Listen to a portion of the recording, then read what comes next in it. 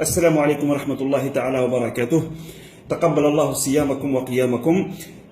شهر مبارك إن شاء الله يعيده علينا الله باليمن والبركات. إذن هناك معلومة ظريفة وصغيرة ولكن لها مفعول رائع في هذا الشهر المبارك إن شاء الله، تتعلق بكيفية السحور للتغلب على ساعات الصيام الطويلة التي تتميز بالعطش والجوع، وخاصة نحن على أبواب فصل الصيف. إذن هذه المعلومات تتلخص فيما يلي: بما أن الناس عندها عادات كثيرة في السحور، كاين اللي يسحر باللبن أو الحليب والتمر، كاين اللي يسحر بالأكل العادي الذي يوضع في الفطور. إذن ارتأيت أن أضع خبرتي في هذا المجال، لأني الآن تقريبا 3 أو 4 سنوات وأنا أتسحر بهذا السحور، وأعطى نتائج طيبة ونتائج جيدة جدا. ما هو السحور؟ يتألف من 3 أشياء. الأول هو الخيار، دونك هو نوع من الخضار.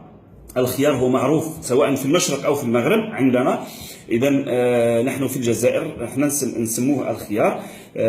إذن الخيار، حبة خيار. ثانيا فاكهة الدلاع، عندنا في المغرب أو في الجزائر نسميها الدلاع، في المشرق يسموها البطيخ الأحمر، البطيخ الأحمر.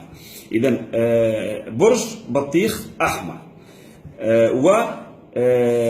وقطعة من الخبز تكون كافية للشبع.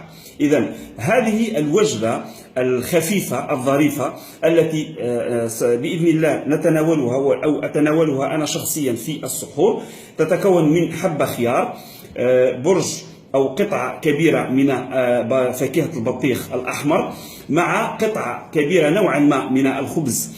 كذلك هذه الوجبة تعطينا طاقة، تعطينا كمية من الماء، تعطينا قدرة كبيرة على تحمل الصيام في هذه الفترة التي تتراوح بين 16 ساعة و 17 ساعة.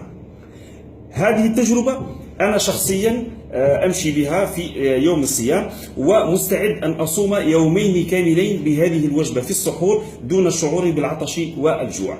أتمنى أن تكونوا قد استفدتم من هذه المعلومة، وصيامكم مقبول إن شاء الله، وقيامكم كذلك مقبول. والسلام عليكم ورحمة الله تعالى وبركاته.